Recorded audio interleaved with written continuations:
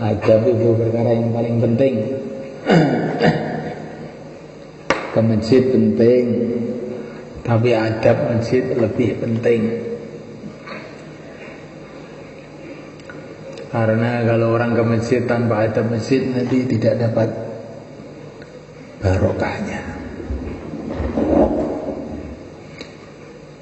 Ya, rapat-rapat lagi teman-teman. Belakang. Maju boleh. Nah. Nego sedang jaga.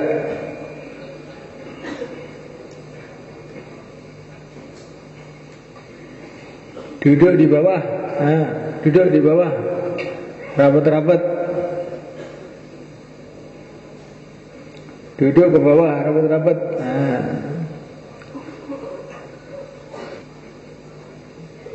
Para sahabat ini orang yang sudah korban habis-habisan untuk agama, tapi Allah berfirman kepada mereka, mafhumnya kalau kamu tidak menjaga adab, habis semua amalan kamu. La tarfa'u aswatakum fawqa sawtin nabi wa la tajharu lahu bil qawli kajahri ba'dikum li ba'd an tahbatu a'malukum wa antum la tash'urun. Kalau kamu tidak menjaga adab kepada Nabi, maka amalan-amalan kamu semua habis, sedangkan kamu tidak merasa. Nah, kita jaga adab mulai kan. Nah, duduk yang baik. Yang masih duduk ndeglek kayak di warung itu, maju. Nah. Maju. Nah, itu. Rapat tuh, rapat. Tuh. Nah. Rapat. Depan. Maju. Nah, gitu.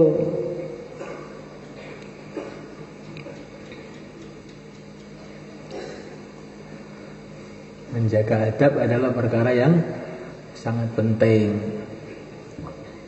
Adab dengan Allah, adab dengan Rasulullah, adab dengan kitabullah, adab dengan para ulama, adab dengan seluruh umat Islam. Rawatul mu'min azimah. Menyakitkan hati orang Islam itu dosa besar. Kita harus punya adab dengan orang Islam.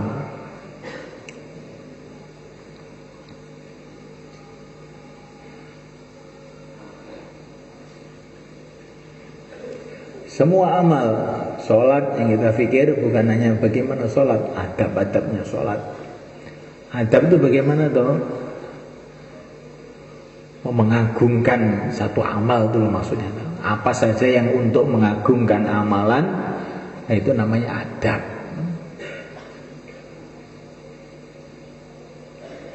Kalau kita ngaji terus ndeglek bersandaran, itu ya kurang adab. Nah, ya enggak malaikat? Iya, kurang adab. Kita harus bersikap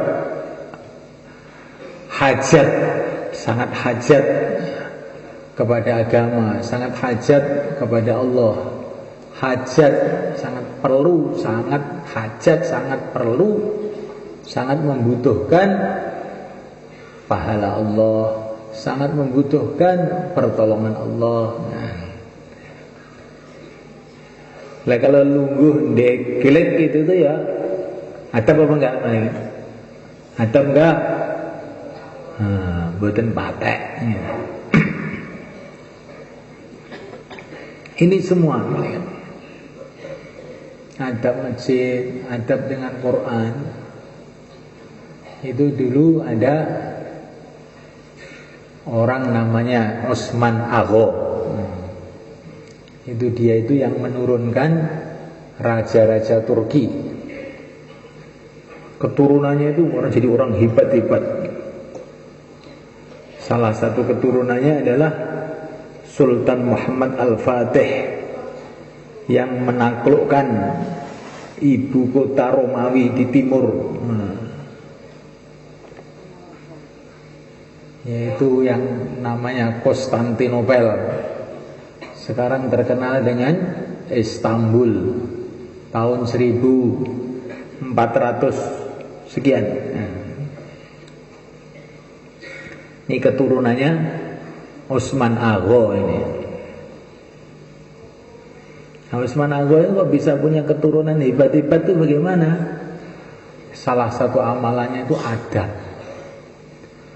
Beliau ini kalau masuk rumah, kok di rumah itu ada Al-Quran, nggak berani duduk, berdiri aja untuk menghormati Quran itu. Nah, kayak begitu.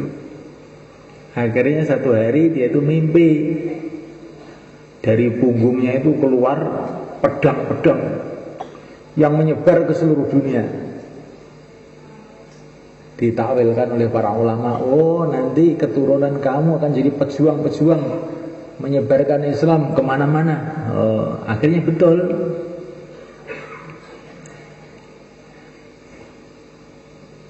Jadi kalau kita ingin punya keturunan-keturunan yang soleh, yang baik, itu dijaga adab.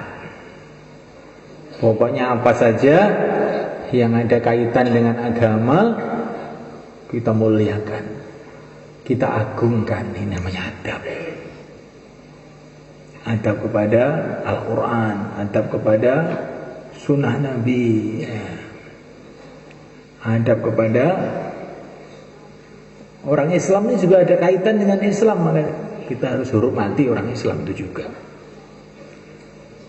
Karena Allah. Nanti itu barokahnya anak cucu kita insya Allah jadi orang baik. Kalau orang nggak mau jaga adab, dalam kitab Imam Ghazali Ihya itu diceritakan, orang itu kalau menghormati orang dunia dan tidak menghormati orang agama, nanti anaknya sulit jadi soleh. Ini satu hari itu ada ulama, ini padahal itu ulama ini. Ada raja lewat, maka saking ya terkesan dengan raja, jadi dia berdiri menghormat raja itu. Maka dinasihati sama gurunya, oh kamu kok menghormati orang dunia, nanti anak kamu nggak bisa jadi kiai lagi, nggak bisa jadi ulama lagi, anak kamu jadi awam nanti. Betul malah kan, dia ini ulama, anaknya nggak bisa jadi ulama, suruh ngaji itu ngantuk aja. Gara-gara dia ini terlalu menghormati orang dunia karena dunianya. Nah, apalagi menghormati orang maksiat, tambah nemen nih. Menghormati orang maksiat nanti anaknya beling-beling. Ini cerita ini diceritakan Imam Ghazali sebenarnya kan. Maka adab itu penting nggak? Penting, dakwah ya penting. Tapi adabnya dakwah lebih penting lagi. Ngaji penting, tapi adabnya ngaji lebih penting lagi. Sholat itu penting, adabnya sholat lebih penting lagi. Masa lebih penting untuk kita pikirkan. Karena kalau tidak ada adab, semua amalan itu akhirnya kosong. Digambarkan para ulama, kalau orang itu nggak punya adab dalam amalan itu seperti orang itu menyampaikan hadiah kepada seorang raja. Raja besar, hadiahnya juga bagus. Tapi memberikannya itu loh, memberikan hadiah itu tidak pakai adab. Dia datang pada raja itu pakai celana kolor, undela-undeli, diberikan tangan kiri. Ini hadiah ini, bagus kok. Maka oleh raja ditampel, plong. Saya nggak perlu dengan hadiah kamu, minggat kamu. Oh, bocah ranjowo. Nah, ini raja gimana kan? Allah SWT itu tidak perlu dengan amalan kita. Dialah yang menciptakan semua raja. Kalau kita ini amal tidak dengan sungguh-sungguh adab itu nanti ditampel. Gua apa amalanmu itu ora kanggo. Nah, ada. Insyaallah malaikat. Nah, kita adab malaikat ya. Ini latihan. Tapi ada orang memberikan hadiah pada raja. Hadiahnya sebetulnya tidak begitu berharga. Tapi dia datang dengan sopan, pakaiannya sopan, ngomongnya sopan, duduknya sopan, akhirnya dihargai oleh raja itu. Oh, bagus kamu. Ini hadiah ini sangat saya sukai. Padahal raja itu nggak perlu sebetulnya. Ya, begitulah amalan kecil dengan adab nilainya besar. Amalan besar tidak punya adab, nanti tidak ada nilai. Jangan kita hanya di masjid adab, jangan di masjid cuma delosor kayak ular gitu, nggak ada adabnya, itu nanti barokahnya kurang.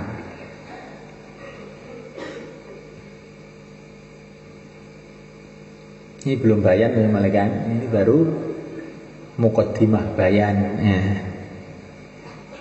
Adab ini.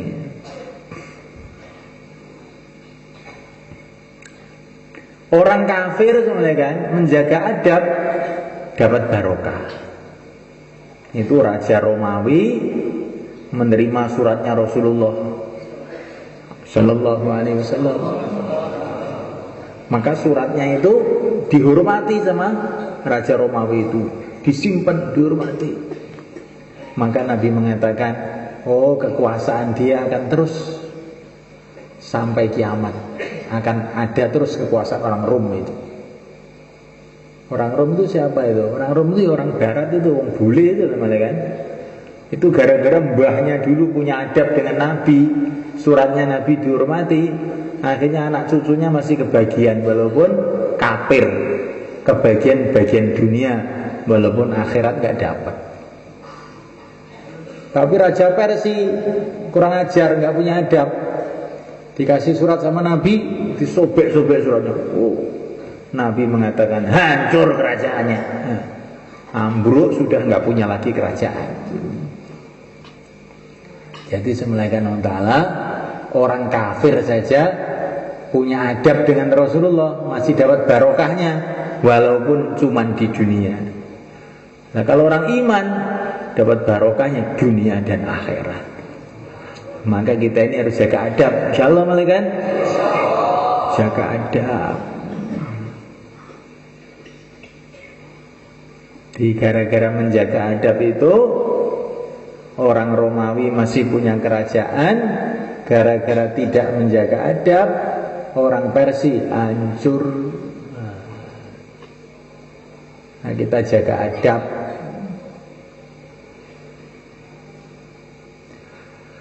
Innal hamdalillah nasta'inuhu wa nastaghfiruhu wa nu'minu bihi wa natawakkalu alayhi wa na'udzu bihi min shururi anfusina wa min sayyiati a'malina man yahdihillahu fala mudilla lahu wa man yudlil fala hadiya lahu asyhadu an la ilaha illallah wahdahu la syarika lahu وأشهد أن سيدنا مولانا محمدا عبده ورسوله اللهم صل وسلم وبارك عليه وعلى آله وأصحابه والتابعين لهم إلى يوم القيامة أما بعد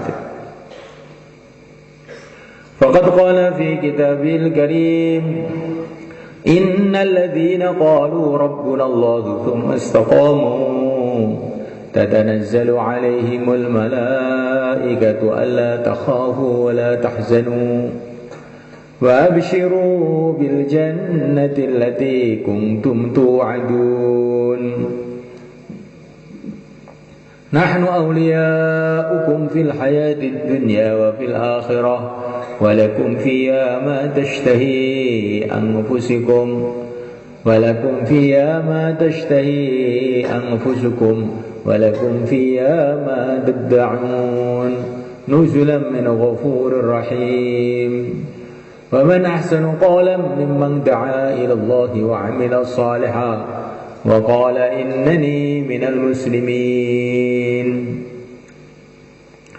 ولا تستوي الحسنة ولا السيئة ادفع بالتي هي أحسن فإذا الذي بينك وبينه عداوة كأنه ولي حميم وما يلقاها إلا الذين صبروا وما يلقاها إلا ذو حظ عظيم. Nanti dimuliakan Allah Ta'ala. Dulu kita tidak ada di dunia ini, kemudian Allah telah mendatangkan kita ke dunia ini. Dan sebentar lagi Allah akan keluarkan kita dari dunia ini. Sudah menjadi keputusan Allah, siapa saja yang didatangkan ke dunia ini pasti akan keluar dari dunia ini. Nggak ada orang di dunia terus menerus, nggak ada. Orang-orang suci tidak lama di dunia ini. Para nabi, para rasul, para wali-wali Allah tidak lama di dunia ini. Orang-orang jahat, Fir'aun, Qarun, Haman, Yahudi, Nasrani juga tidak lama di dunia ini. Kenapa? Karena manusia ini memang diciptakan oleh Allah bukan untuk dunia ini. Manusia diciptakan oleh Allah untuk kehidupan yang kekal abadi, yang selama-lamanya. Amma yatasaalun 'anil naba'il 'azim alladzi hum fihi mukhtalifun. Inilah berita besar yang dibawa oleh para nabi, para rasul. Yang terakhir Nabi Agung Muhammad SAW. Ada berita besar telah datang kepada kita. Apa berita besar itu? Setelah dunia ini adalah akhirat. Inilah berita besar yang membuat deg-degan jantungnya para nabi, para rasul, para wali-wali Allah. Yang membuat mereka tidak bisa tenang tidur waktu malam, tidak bisa makan enak waktu siang. Yang membuat mereka ini tidak sempat untuk melirik kepada kenikmatan-kenikmatan dunia ini. Karena berita besar telah datang bahwa setelah dunia ini adalah akhirat, kekal abadi selama-lamanya. Negeri yang luas, sangat-sangat luas. Kalau beruntung tidak kayak orang di akhirat, di surga Allah Subhanahu wa ta'ala. Ahli surga yang paling kecil derajatnya mendapat bagian seperti dunia seisinya lipat 10 kali. Seluruh kenikmatan yang bisa dibayangkan oleh manusia dan yang tidak pernah bisa dibayangkan oleh manusia, di sana semua ada. Yang bisa dibayangkan, yang tidak bisa dibayangkan, semua ada semua sana. Kenikmatan model apapun ada. Kenikmatan jasad, orang ahli surga sehat terus, tidak akan sakit selama-lamanya. Ganteng, tambah ganteng, tambah ganteng, tambah hari, tambah ganteng. Tambah hari, tambah tampan, tambah hari, tambah cantik. Kenikmatan tempat, istana-istana dari emas, dari intan, sungai-sungai dari susu, dari madu, dari arak yang tidak memabukkan, kenikmatan rohani, mereka dikasih ketenangan, ketentraman yang tidak bisa dimiliki oleh siapapun saja selain mereka. Kenikmatan teman-teman yang baik, mereka akan dikumpulkan bersama para nabi, para rasul, para wali-wali Allah. Kenikmatan kerajaan, mereka menjadi raja-raja besar. Wa idza ra'aita thamma ra'aita na'iman wa mulkan kabira. Segala macam kenikmatan telah Allah siapkan untuk mereka. Sebaliknya kalau celaka di sana tidak seperti celaka yang ada di dunia ini. Celaka yang sangat-sangat dahsyat. Seumpama malapetaka yang ada di dunia, kesusahan-kesusahan yang ada di dunia ini dikumpulkan menjadi satu, nggak ada apa-apanya dibanding kesusahannya orang yang ada di neraka sebenarnya. Nggak ada apa-apanya. Seluruh kesusahan yang bisa dibayangkan, yang tidak bisa dibayangkan, ada di sana. Inilah berita besar yang semestinya kita pikirkan, kita renungi, bagaimana kita akan menghadapi negeri akhirat ini. Orang kafir tidak menggubris berita ini. Alah, yang penting makan, minum, ya sudah. Sudah itu kan menurut kamu. Menurut pencipta alam semesta ini bukan sudah.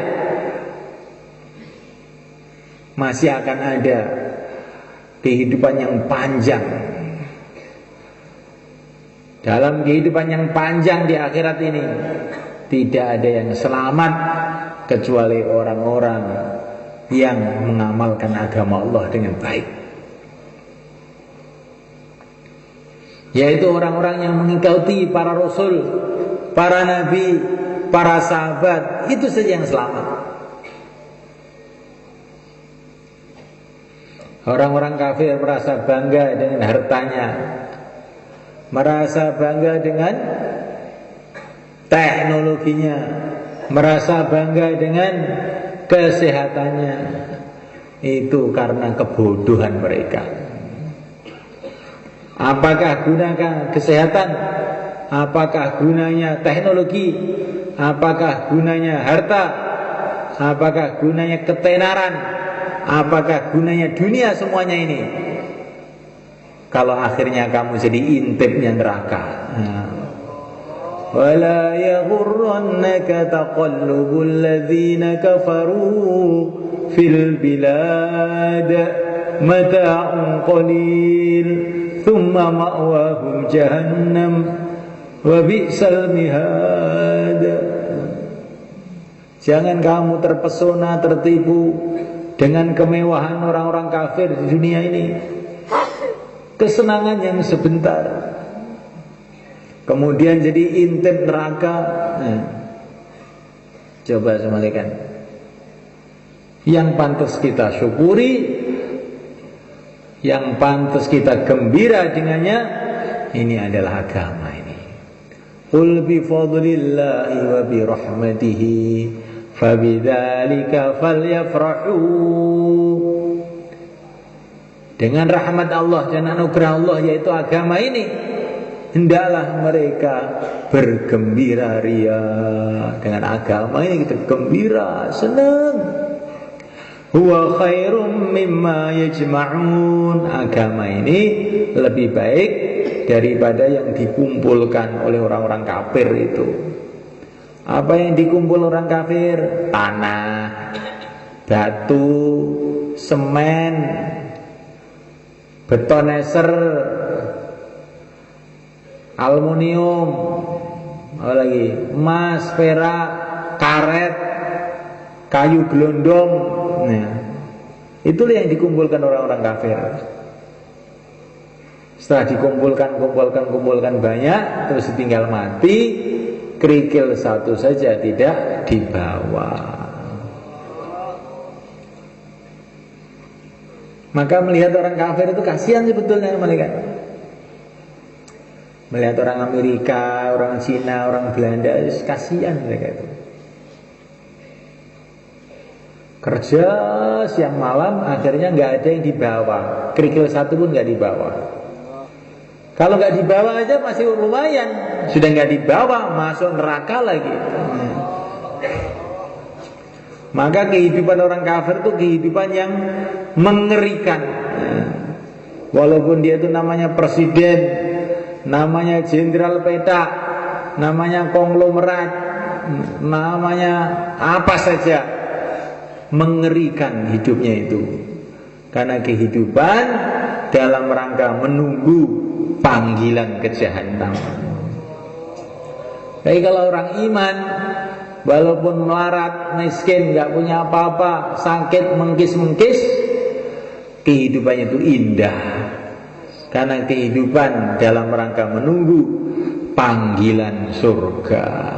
Masya Allah. Inilah berita besar yang harus kita dengar. Nah sekarang umat ini yang didengar bukan berita itu, dunia dalam berita. Itu yang didengar. Berita-berita kecil didengarkan, berita besar tidak didengarkan. Kalau ngaji ngantuk. Ini termasuk penyakit yang sangat bahaya. Berita besar tidak didengarkan, berita kecil diolah-alik, dipikirkan, direnungi. Sampai di masjid pun masih cerita sepak bola. La haula wala quwata illa billah. Ini musibah ini malaikat. Inilah musibah. Nah malaikat Allah SWT, apa yang akan kita siapkan untuk kehidupan yang kekal abadi? Yang kita hadapi ini bukan masalah setahun, 2 tahun. Yang kita hadapi masalah jutaan tahun, miliaran tahun, triliun-triliun tahun, gak ada habisnya. Allah Maha Rahman Maha Rahim.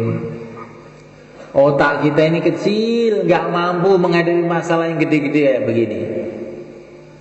Maka Allah SWT kirim para nabi, para rasul untuk membimbing kita dalam menghadapi kehidupan yang selama-lamanya ini.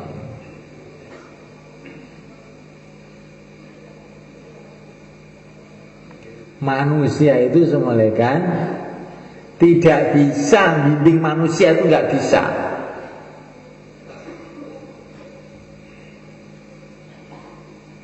Karena manusia itu setiap orang punya pikiran masing-masing, ya kan? Punya pendapat masing-masing, punya selera masing-masing. Maka manusia itu nggak bisa suruh mimpin manusia, nggak bisa. Maka Allah kirim orang yang di atas manusia derajat keilmuannya, yaitu para nabi. Para nabi itu layak untuk nuntun manusia ini. Kalau manusia kok dipimpin manusia biasa, itu sama juga dengan kambing dipimpin kambing. Kira-kira selamat apa enggak mereka? Kambing suruh mimpin kambing, ini pimpinan kambing, kamu pimpin kambing-kambing seluruh Temboro ini. Nah, ya kambing itu gak ngerti, opo wisane. Kambing itu yang memimpin manusia.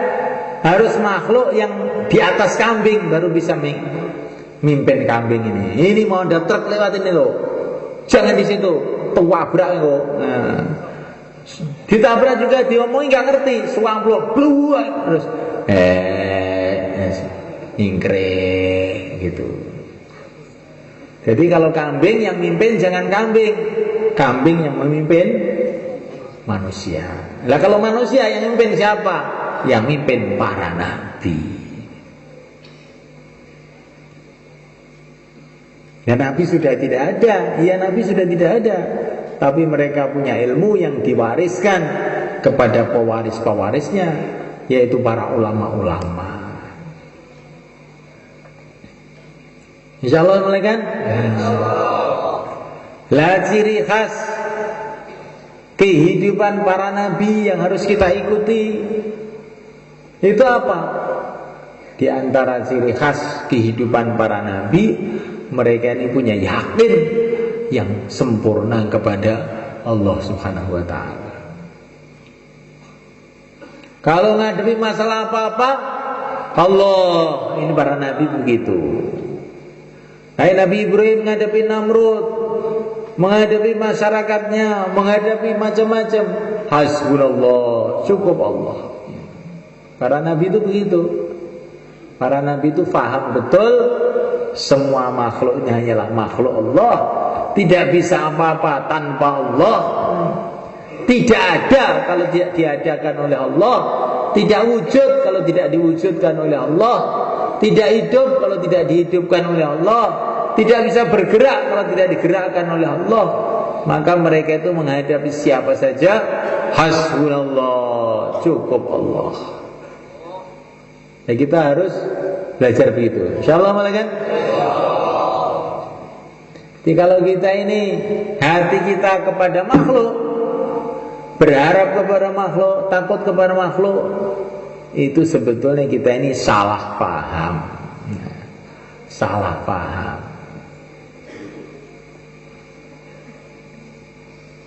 Nah, mulaikan Allah Ta'ala, kata para ulama, orang yang takut dengan makhluk itu kefahamannya kalah dengan anjing. Anjing itu semulaikan, kalau ada tongkat, dia tidak takut semulaikan. Tapi kalau tongkatnya sudah dipegang sama orang, terus diginikan, oh dia takut. Karena dia tahu tongkat tidak bisa apa-apa tanpa digerakkan oleh orang. Anjing itu. Lah orang iman itu begitu. Makhluk tidak bisa apa-apa kalau tidak digerakkan oleh Allah. Yang ditakuti Allah.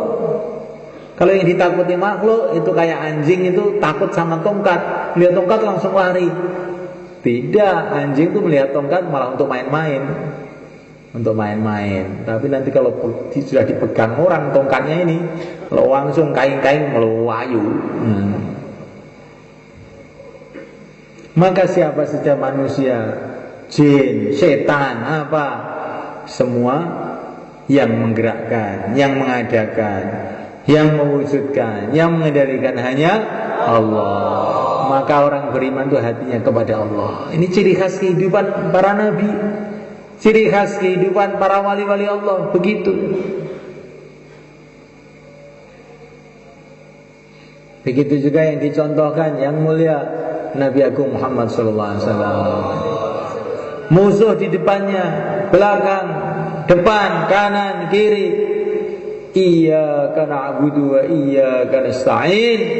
Hanya Engkau yang aku sembah ya Allah, hanya Engkau yang aku mintai tolong. Maka musuhnya terlempar semua, depan, belakang, kanan, kiri.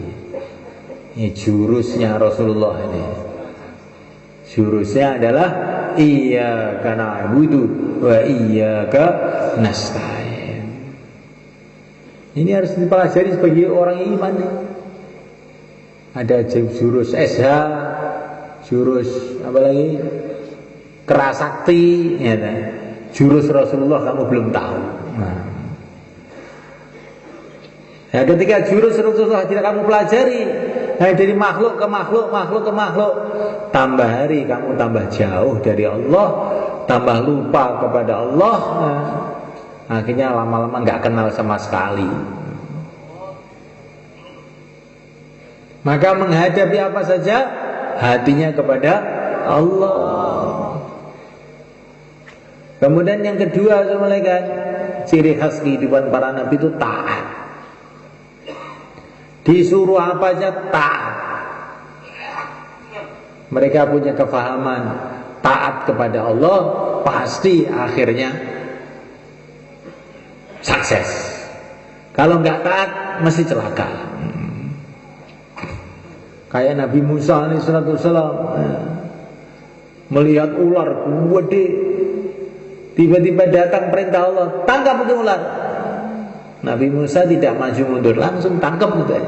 Tiba-tiba tidak apa-apa, ular menjadi tongkat. Kayak Nabi Ibrahim, anak kamu sembelih.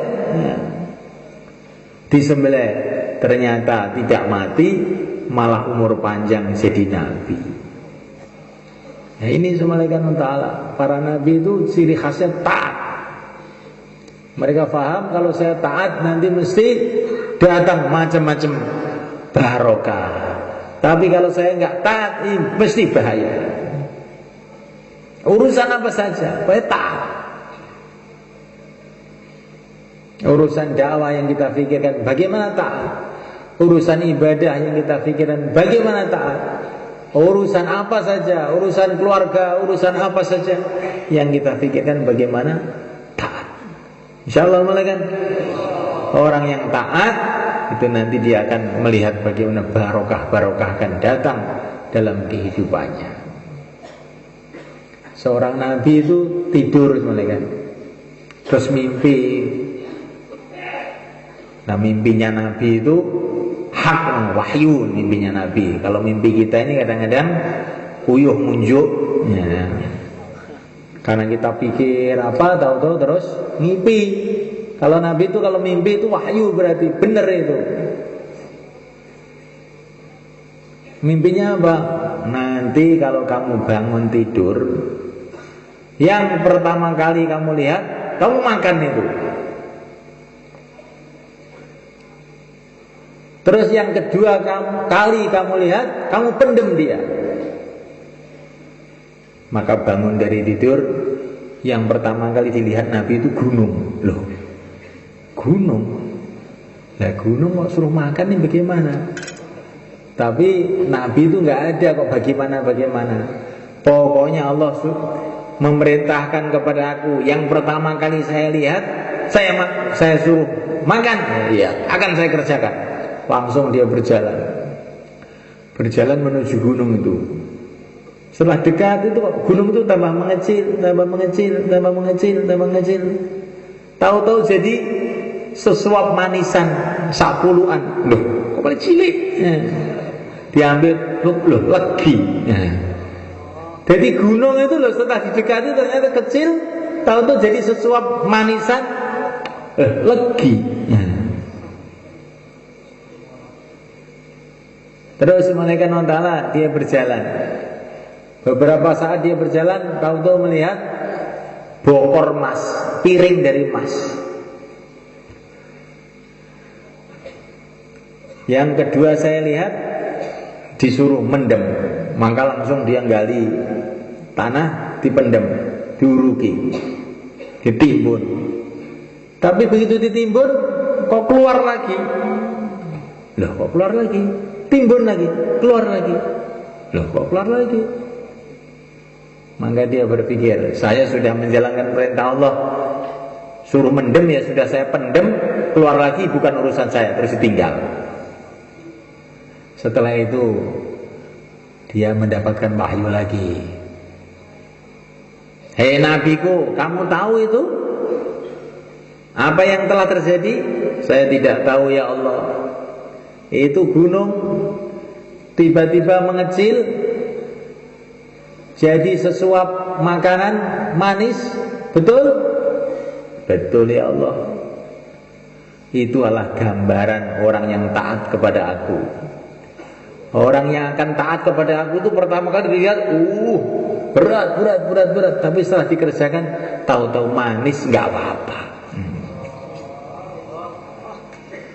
Terus yang kedua itu piring emas kamu pendem, keluar lagi, pendem keluar lagi. Itu apa itu maksudnya?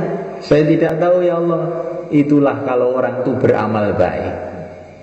Kalau orang itu beramal baik, ditutup-tutupi juga kelihatan lagi, tutup-tutupi kelihatan lagi. Maka orang itu kalau amal gak usah pengen dilihat orang, pengen diketahui orang, gak usah. Nanti Allah akan tampakkan juga itu. Walaupun amal baik itu kamu sembunyikan juga Allah tampakkan juga. Jadi begitulah semalekan kehidupan para nabi, kehidupan taat. Pokoknya manut taat. Kemudian ciri khas kehidupan para nabi yang ketiga semalekan sayang kepada umat. Sayang kepada umat ya. Memikirkan umat siang dan malam. Walaupun umatnya itu menentang, umatnya memusuhi, bahkan memerangi, mereka ini sayang aja sama umat. Hari-hari berdoa untuk umat, hari-hari mengajak kepada umat untuk supaya mereka selamat di dunia dan akhirat. Dan ini bulan Muharram ini adalah peringatan dari kerja para nabi itu. Tanggal 10 Muharram inilah Allah telah menolong Nabiullah Nuh alaihissalatu wassalam.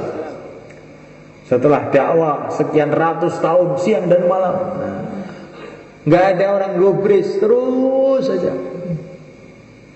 Maka pas 10 Muharram Allah tenggelamkan seluruh orang kafir di dunia. Wa ja'alna dzurriyyatahu humul baqin. Hanya keturunan Nabi Nuh saja yang tinggal di dunia ini, termasuk kita. Selain keturunan Nabi Nuh sudah tenggelam semua, habis. Hanya keturunan Nabi Nuh aja yang masih hidup. Jadi kita ini semua adalah monumen-monumen dakwah. Maksudnya gimana? Kita ini bisa hidup, duduk di sini ini barokahnya dakwah ini. Karena mbah kita dulu ikut Nabi Nuh, akhirnya kita masih hidup sampai sekarang ini. Semua mbah kita dulu termasuk orang yang tidak ikut Nabi Nuh sudah tenggelam, nggak akan ada kamu itu. Jadi kamu itu ada, itu barokahnya dakwah. Barokahnya mbah kamu mau didakwahi Nabi Nuh. Maka kita ini syukur. Kadang-kadang setan itu datang kepada kita. Apa tuh hasilnya dakwah? Hasilnya dakwah ya kamu itu. Semua mbah kamu dulu nggak mau ikut Nabi Nuh. Oh, kamu nggak akan hidup di Temboro ini. Kamu bisa makan tempe, makan singkong gara-gara dakwah. Walaupun ada singkong penuh seluruh dunia, ada tempe penuh seluruh warung. Kalau mbah kamu dulu tidak mau ikut dakwahnya Nabi Nuh, kamu gak akan bisa makan. Karena kamu tidak hidup, kamu gak bisa makan. Betul gak makan? Nah, ya hasilnya dakwah itu bukan perkara kecil malah. Di dakwah itu ketika telah sampai ke tingkatan yang dikehendaki oleh Allah itu, oh itu melebihi bom nuklir semuanya kan. Kita menganggap dakwah itu ya kayak biasa ya. Jauhlah, silaturahim, ngaji itu kan kayak biasa. Ini belum meletus semuanya kan. Seperti bom itu kalau belum meletus ya nggak apa-apa tuh ya, kayak kendi gitu aja. Ini sudah meletus, sak kampung ngajur semua. Begitu juga dakwah itu semuanya kan. Kelihatannya memang oleh Allah belum diletuskan ya. Kayak biasa, gelundang-gelunding kayak kendi gitu aja. Gelundang-gelunding nggak ada gunanya, nggak ada kekuatannya. Tapi nanti semuanya kan, kalau sudah sampai ke tingkatan yang dikehendaki Allah meletus, maka kebapilan seluruh dunia ini akan hancur semuanya. Kayak zaman Nabi Nuh alaihissalam itu diperingati 10 Muharram. Jadi jangan kita menganggap dakwah ini barang kecil, keliru. Anak kecil melihat bom, apa itu? Batu, nggak ada apa-apanya. Tapi kalau orang sudah ngerti, oh ini gawat loh ini. Begitu juga amalan agama ini. Nabi Nuh telah buat dakwah ratusan tahun. Ini maghlubun fantasir. Beliau doa, ya Allah, saya ini betul-betul sudah ditindas saya. Bilalah saya ya Allah. Rabbi la tadhar 'alal ardi minal kafirin dayyara. Ya Allah, jangan kau biarkan satu orang kafir pun hidup di muka bumi ini. Belar. Tiba-tiba orang kafir seluruh dunia tenggelam semua. Ini untuk kita memahami bagaimana kekuatan barokahnya dakwah. Karena anak-anak kecil, anak-anak kita itu di SD itu sudah diajari. Tahun 45 Amerika ngebom Jepang, kota Hiroshima, Nagasaki memet. Nah, maka anak-anak kita itu taunya, bom atom itu hebat. Nah, maka saya ledek itu anak-anak kecil itu. Bom atom itu apa toh le? Ibu itu ngerti. Bom atom ya kacang atom itu tunggale. Tunggale kacang atom mbledok tok kuwi, rasa percaya. Mbledok terus itu ditulis dalam sejarah. Lah ya sejarah mbledok. Ini kalau menurut ilmu mustalah hadis itu mbledok itu karena tidak ada sanadnya yang jelas. Sanadnya itu cuma kira-kira jarine, rawinya itu orang-orang kafir. Tapi ini betul kok sudah mutawatir. Alah, mutawatir apa? Mledok-mledok iso. Tapi ini dalam Quran ini loh, ini pasti ini. Nah, ini berita dari Nabi ini pasti bahwa dengan dakwah itu tenggelam orang kafir seluruh dunia. Bukan Hiroshima Nagasaki. Ya sudah saya terima Hiroshima Nagasaki bener, nggak apa-apa. Tapi ini ada yang lebih gede lagi. Bomnya Nabi Nuh. Seluruh dunia tenggelam semua. Tapi yang aneh, yang beriman tidak tenggelam. Ini aneh itu. Dan juga di dalam 10 Muharram ini Allah telah tolong Nabi Musa alaihissalam setelah dakwah sekian lama. Dan Fir'aun itu tambah hari tambah memusuhi. Allah tenggelamkan Fir'aun dan pasukannya di tengah lautan. Kalau zaman Nabi Nuh Allah jadikan seluruh dunia lautan. Kalau zaman Nabi Musa, karena yang didakwai Nabi Musa itu tidak seluruh dunia, orang sudah bercacar-cacar kemana-mana.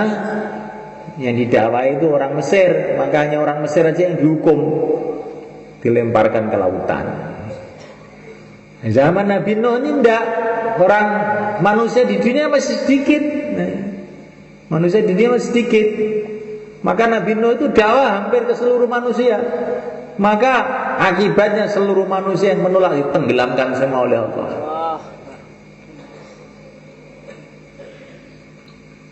Maka 10 Muharram ini adalah bulan peringatan bagi orang-orang yang memperjuangkan agama Allah.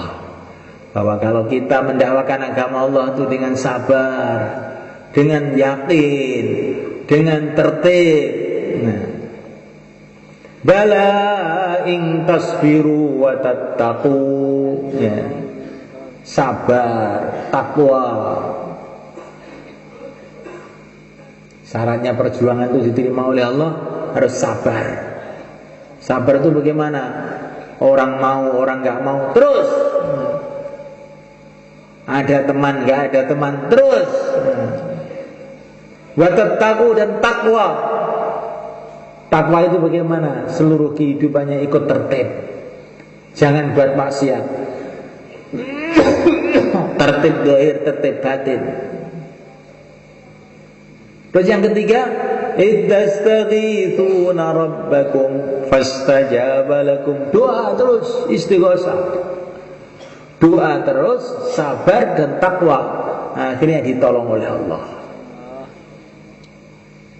Sebaliknya semalaikan, kalau ada 4 perkara dalam perjuangan, maka perjuangan tidak ditolong oleh Allah. Pertama ada hatta idza fashiltum wa tanaza'tum fil amr wa 'asaitum min ba'di ma arakum ma tuhibbun minkum mayyuridud dunya. Ini penyakitnya perjuangan. Kalau 4 ini ada, perjuangan gak akan berhasil. Yang pertama kali fasal. Fasal itu tidak ada keberanian untuk meneruskan perjuangan. Jereh, gak wani berjuang, gak wani korban. Wa tanazatum, kedua bertengkar. Perjuangan kalau sudah bertengkar gak akan ada berkahnya, kalah. Maka orang-orang yang suka bertengkar itu harus kita bungkem. Kamu jangan ngomong aja. Pertengkaran itu menghilangkan barokahnya perjuangan. Kemudian yang ketiga, wa'asaitum, tidak taat dengan pimpinan. Kalau perjuangan nggak mau taat sama pimpinan, sudah nggak ada berkahnya. Yang keempat, minkum mayyuridu dunya, di antara kamu ada yang menghendaki dunia. Jadi kalau perjuangan itu yang dikehendaki kemuliaan dunia, harta dunia, kedudukan dunia, maka perjuangan itu nggak akan berkah. Yang pertama kali apa? Fasal. Fasal itu tidak ada keberanian untuk meneruskan perjuangan. Yang kedua kali bertengkar. Yang ketiga kali tidak taat dengan pimpinan. Yang keempat kali menghendaki dunia. Ini perjuangan akhirnya mogok di tengah jalan, nggak bisa jalan. Tapi kalau ada yang ini ahli Badar, ittastaghithuna rabbakum, istighosah, nangis waktu malam itu. Ya Hayyu ya Qayyum, ya Hayyu ya Qayyum, semalam-malam suntuk nangis para sahabat. Terus kedua, sabar. Jangan jadi orang manja. Malam markas agak dingin dikit tuh sudah, wah kedinginan, masuk angin. Lah. Masuk angin nggak apa-apa, kalau keluar angin udah repot. Masuk angin, nyamuknya banyak. Ini kalau orang ini nggak mau sabar, ini nggak akan sukses. Terus ketiga, takwa. Takwa itu tertib, jangan buat maksiat. Jangan jauhlah dengan melirik wanita di jalan. Jalannya nggak berkah nanti.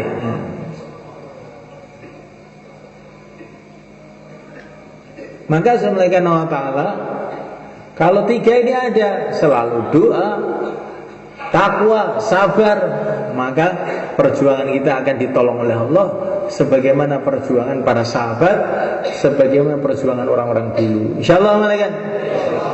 Nah untuk itu kita latihan malaikat, biar perjuangan kita ini barokah, biar kita mati sebagai pejuang.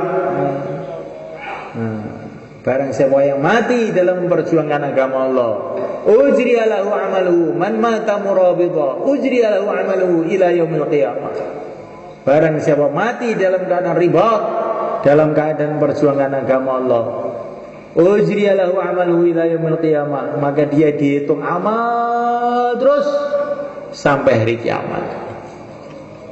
Wa aminal fattan, dan nanti dikubur dia tidak akan ditanya sama malaikat mungkar nakir lagi.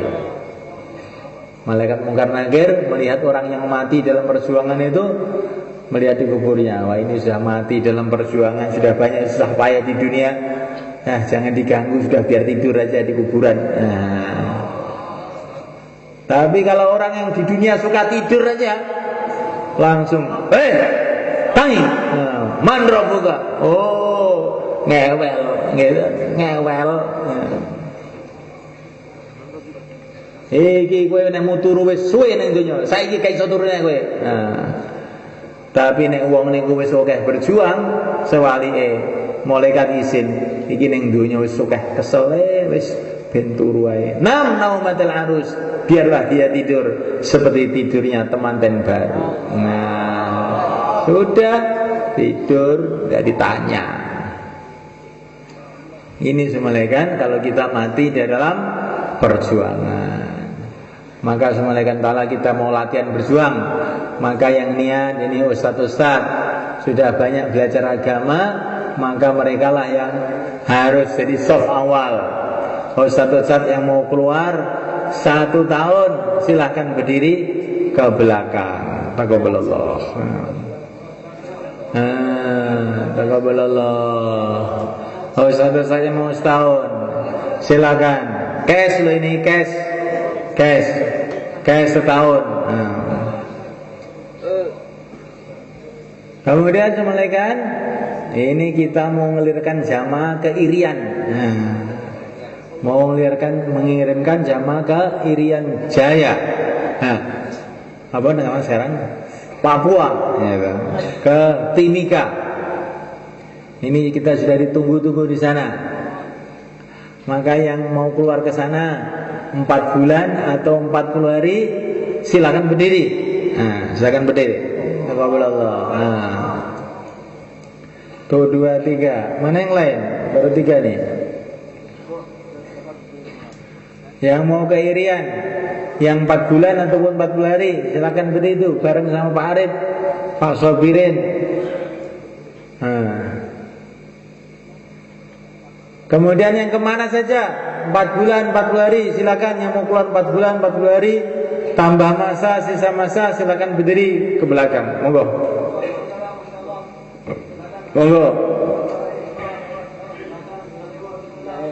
Nego Pak Dulgoni, Mbak Mursidi, monggo. Silakan. Ya mau keluar 4 bulan 40 hari tambah masa, sisa masa. Insyaallah kita semua niat semulakan. Sedaya itikaf insyaallah nggih. Saya itikaf. Niki supaya kita ndamel suasana Masjid Nabawi itu masjid kita. Itikaf, itikaf ndamel adab, jundulosor nggih. Ndamel adab-adab ngerti kabeh sudah balik metu no nggih. Terus mungkin jam 3 kabeh pun tahajud kabeh nangis ning pangeran. Dalam satu hadis dikatakan kalau ada satu kelompok manusia, ada 1 orang saja yang menangis, maka Allah akan selamatkan mereka. Jadi kita umat Islam ini sekarang di mana-mana menderita. Kenapa? Di antara sebabnya karena sedikitnya orang yang menangis untuk umat. Maka malam ini malam yang sebaik-baiknya untuk kita nangis. Insyaallah malaikat. Sekarang 3, 3, 4, 4. Apa yang kita dengar diulang. Silakan, monggo.